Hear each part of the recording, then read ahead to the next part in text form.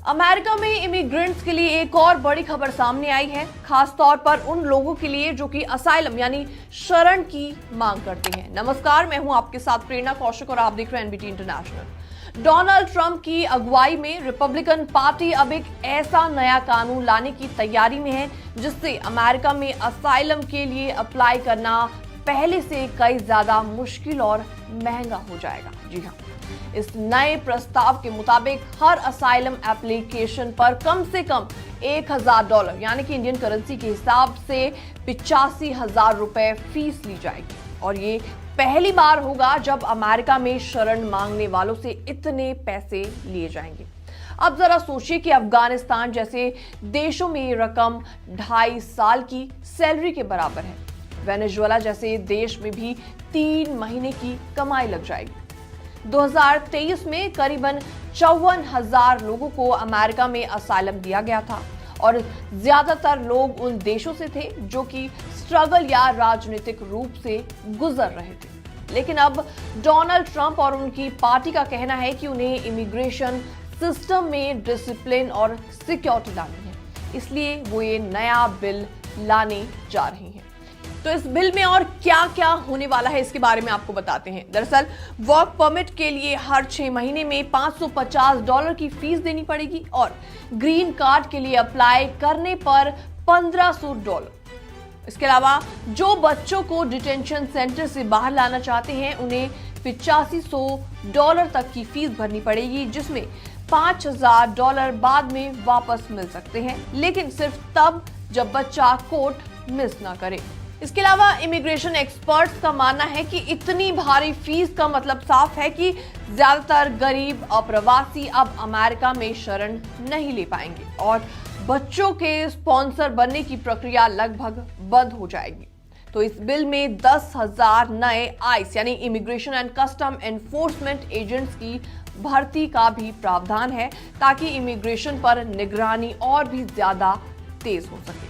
अब बड़ा सवाल यहाँ पर यह उठता है कि अगर ये बिल पास हो गया तो इसका असर न सिर्फ अफगानिस्तान या वेनेजुएला के सिटीजन्स पर पड़ेगा बल्कि इंडियन इमिग्रेंट्स के लिए भी अमेरिका में इमिग्रेशन प्रोसेस महंगा और डिफिकल्ट हो सकता है।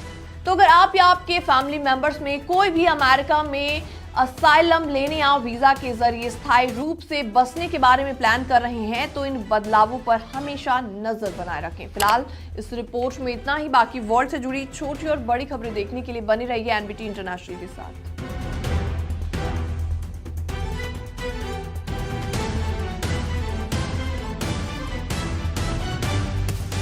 अगर आप अमेरिका में रहते हैं और ग्रीन कार्ड होल्डर हैं तो अब घरेलू हवाई यात्रा के लिए केवल ड्राइविंग लाइसेंस से काम नहीं चलेगा।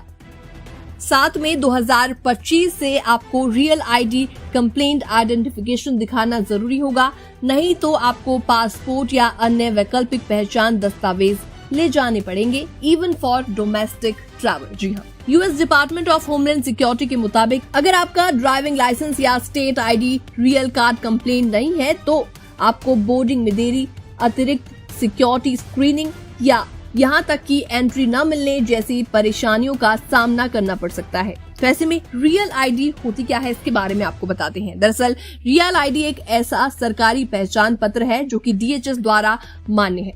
आमतौर पर इनमें स्टार का निशान, झंडा या एनहेंस्ड लिखा हुआ होता है। इसे पहचानने का तरीका है कि आपके लाइसेंस या आईडी पर कोई विशेष चिन्ह होगा। ऐसे में 18 साल या उससे अधिक उम्र वाले सभी यात्रियों को रियल आईडी दिखाना होगा अगर उनके पास पासपोर्ट या DHS अप्रूव्ड अन्य आईडी नहीं है तो।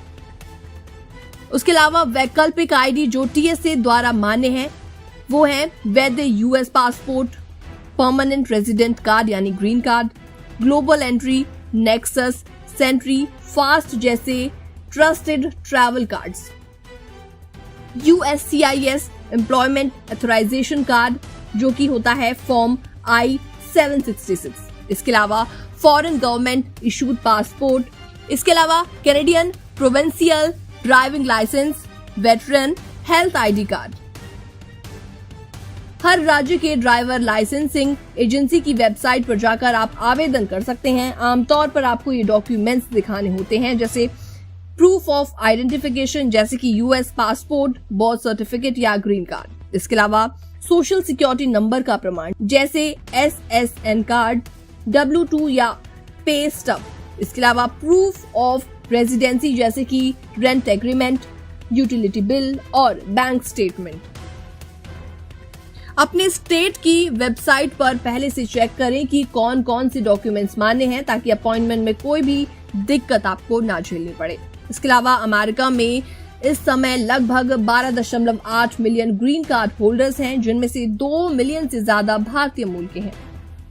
इन सभी को 7 मई के बाद से रियल आईडी या पासपोर्ट साथ रखना जरूरी है जब वो घरेलू फ्लाइट्स लें। इसके अलावा क्या स्टूडेंट्स और टूरिस्ट को रियल आईडी की जरूरत है? तो इसका जवाब है नहीं। दरअसल DHS के अनुसार अंतर्राष्ट्रीय स्टूडेंट्स और टूरिस्ट के लिए उनका विदेशी पासपोर्ट और वैध वीजा यानी I-94 रिकॉर्ड पर्याप्त है। हाल ही की रिपोर्ट्स में बताया गया है कि कुछ ग्रीन कार्ड होल्डर्स में डर है कि छोटी सी गलती जैसे लंबे समय तक अमेरिका से बाहर रहना या कोई कानूनी उल्लंघन उनकी परमानेंट रेजिडेंसी को खतरे में डाल सकता है। इसके अलावा ग्रीन कार्ड होल्डर्स को मजबूत कानूनी सुरक्षा मिलती है, लेकिन गंभीर अपराध या इमिग्रेशन कानून तोड़ने पर उन्हें डिपोर्ट भी किया जा सकता है। ऐसा कहना है किंग स्टब एंड कासिवा की इमिग्रेशन लॉ एक्सपर्ट का। तो देर मत कीजिए, आज ही अपने DMV वेबसाइट पर जाकर जांचें कि आपकी रियल आईडी है या फिर नहीं। फिलहाल इस रिपोर्ट में इतना ही। बाकी वर्ल्ड से जुड़ी छोटी और बड़ी खबरें देखने के लिए बने रहिए NBT इंटरनेशनल के साथ। अब सिर्फ ग्रीन कार्ड मिलने से अमेरिकन ड्रीम पूरा नहीं होता, क्योंकि अब अमेरिका में रहना है तो गेस्ट की तरह रहो, वरना डिपोर्ट होने को तैयार रहो। जी हाँ, अमेरिका के राष्ट्रपति डोनाल्ड ट्रंप के नए इमिग्रेशन क्रैकडाउन के बाद हजारों ग्रीन कार्ड होल्डर्स, जिनमें बड़ी संख्या में भारतीय लोग भी शामिल हैं, डरे हुए नजर आ रहे हैं। ट्रंप एडमिनिस्ट्रेशन ने साफ साफ कहा है कि अगर आपने अमेरिकन लॉ और वैल्यूज का पालन नहीं किया तो आपकी ग्रीन कार्ड की प्रिविलेज हम छीन लेंगे। USCIS यानी United states citizenship and immigration services ने सोशल मीडिया पर एक पोस्ट करके ये सख्त चेतावनी दी है। उन्होंने लिखा, वीजा और ग्रीन कार्ड पाना एक प्रिविलेज है, कोई हक नहीं। अगर आपने वायलेंस को सपोर्ट किया, टेररिज्म को प्रमोट किया या किसी को ऐसे करने के लिए कहा तो आप अब इस देश में रहने के लायक नहीं हैं। इतना ही नहीं, USCIS ने यह भी कहा कि डिपार्टमेंट ऑफ होमलैंड सिक्योरिटी के साथ मिलकर ग्रीन कार्ड और वीजा होल्डर्स की बैकग्राउंड चेक और एक्टिविटीज पर कंटिन्यूअस निगरानी रखे रही है। यानी विजिलेंस अब सिर्फ बॉर्डर पर नहीं बल्कि आपके घर पर भी पहुंच गई है। ट्रंप एडमिनिस्ट्रेशन ने एक नई पॉलिसी लॉन्च की है, कैच एंड रिवोक। मतलब अगर किसी इमिग्रेंट ने कोई लॉ ब्रेक किया, चाहे वो छोटा ही क्यों ना हो, उसे पकड़ा जाएगा और उसका वीजा या ग्रीन कार्ड कैंसिल कर दिया जाएगा।